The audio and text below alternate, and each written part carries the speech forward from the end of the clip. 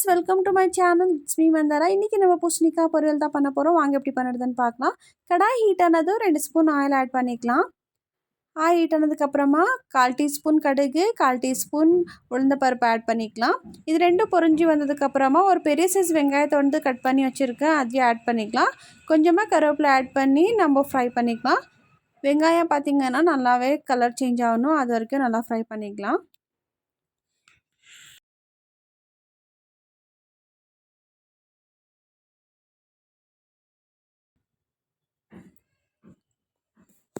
இப்போ பார்த்திங்கன்னா வெங்காயம் நல்லா வதக்கியாச்சு. இப்போது இதில் நம்ம வந்து பூசணிக்காய் ஆட் பண்ணிக்கலாம். நான் வந்து இங்கே ஒரு 250 கிராம்ஸ் பூசணிக்காய் எடுத்திருக்கேன். அதை கட் பண்ணிவிட்டு வாஷ் பண்ணிவிட்டு தோலெல்லாம் சீவி ஆட் பண்ணியிருக்கேன். நீங்கள் இதோடு இன்னும் அதிகமாக சேர்க்குறீங்கன்னா சொல்கிற குவான்டிட்டி எல்லாமே டபுளாக ஆட் பண்ணிக்கோங்க. இப்போ பார்த்திங்கன்னா ஆயிலில் ஃப்ரை ஆகிடுச்சி. இப்போ 1/2 டம்ளர் தண்ணி ஆட் பண்ணிக்கலாம். ஆட் பண்ணிவிட்டு மிக்ஸ் பண்ணி விட்டுக்கலாம். மிக்ஸ் பண்ணதுக்கப்புறமா நம்ம லிட்டை வந்து க்ளோஸ் பண்ணி விட்டுக்கலாம். ஒரு 5 நிமிஷம் குக் ஆச்சுன்னா நம்மளுக்கு வந்து பூசணிக்காய் வெந்துடும்.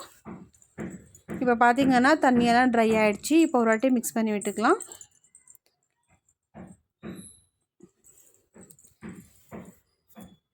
இப்போ இதில் 1/2 ஸ்பூன் உப்பு, 1/2 ஸ்பூன் சில்லி பவுடர், 1/4 டீஸ்பூன் மஞ்சள்தூள் ஆட் பண்ணிக்கலாம். இப்போ மசாலா எல்லாம் மிக்ஸ் ஆகிற மாதிரி நம்ம நல்லா ஃப்ரை பண்ணிக்கலாம். இப்போது மசாலா எல்லாமே நல்லா ஃப்ரை ஆகிடுச்சி. இப்போது நம்ம கிரவுண்ட்நட் பவுடரை ஆட் பண்ணிக்கலாம். நான் இங்கே கிரவுண்ட்நட்டை வறுத்துட்டு தோல் எடுத்து பவுட்ரு பண்ணி வச்சுருக்கேன்.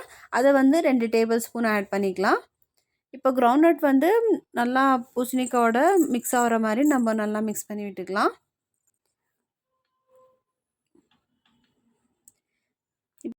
இப்போது கிரவுண்ட்நட் பவுட்ரு வந்து பூசணிக்காயோட நல்லா ஃப்ரை ஆகிடுச்சி. சூப்பரான பூசணிக்காய் பொரியல் வந்து ரெடி. இந்த மாதிரி மோர் வீடியோஸ்க்காக மறக்காமல் நம்ம சேனலை சப்ஸ்கிரைப் பண்ணிவிட்டு சப்போர்ட் பண்ணுங்கள். தேங்க்யூ.